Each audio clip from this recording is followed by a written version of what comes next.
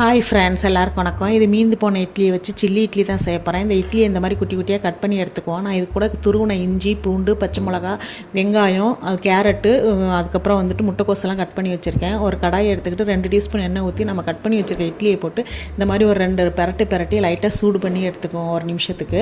அதுக்கப்புறம் வந்துட்டு திருப்பி எண்ணெய் ஊற்றி அதில் வந்து துருவி வச்ச இஞ்சி, பூண்டு, பச்சை மிளகாலாம் போட்டுக்குவோம். அதுக்கப்புறம் நமக்கு வெங்காயத்தை இந்த மாதிரி க்யூப்பாக கட் பண்ணிக்கணும். அதையும் போட்டுக்கிட்டு நம்ம கட் பண்ணி வச்சுருக்க கேரட்டு, முட்டைக்கோஸ் எல்லாம் போட்டு அது கூட உப்பு, மிளகுத்தூள் இதெல்லாம் போட்டு நல்லா கொஞ்சம் ஒரு 2 நிமிஷம் வதக்கிக்குவோம். அதுக்கப்புறம் வந்துட்டு 1/2 teaspoon soya sauce, 1/2 teaspoon chilli சாஸா, 1 டீஸ்பூன் வந்து டொமேட்டோ கெச்சப் இதெல்லாம் போட்டு ஒரு நிமிஷம் நல்லா வதக்கி எடுத்துக்குவோம். காய் நல்லா வேகக்கூடாது, நறுன்னு இருக்கணும். அதுக்கப்புறம் வந்து நான் இன்றைக்கி சிஸ்வான் சட்னி 1 டீஸ்பூன் எடுத்திருக்கேன். நீங்கள் சிஸ்வான் சட்னி இல்லைன்னா வெறும் மிளகாத்தூள் போட்டுக்கலாம். போட்டு இட்லி இது மாதிரி நல்லா பிரட்டி எடுத்தோன்னா சூப்பராக எம்மியாக இருக்குங்க. அதுக்கு மேலே வந்து கொஞ்சமாக நான் சில்லி ஃப்ளேக்ஸு, அதுக்கப்புறம் ஆரிகோனோ, அப்புறம் மல்லி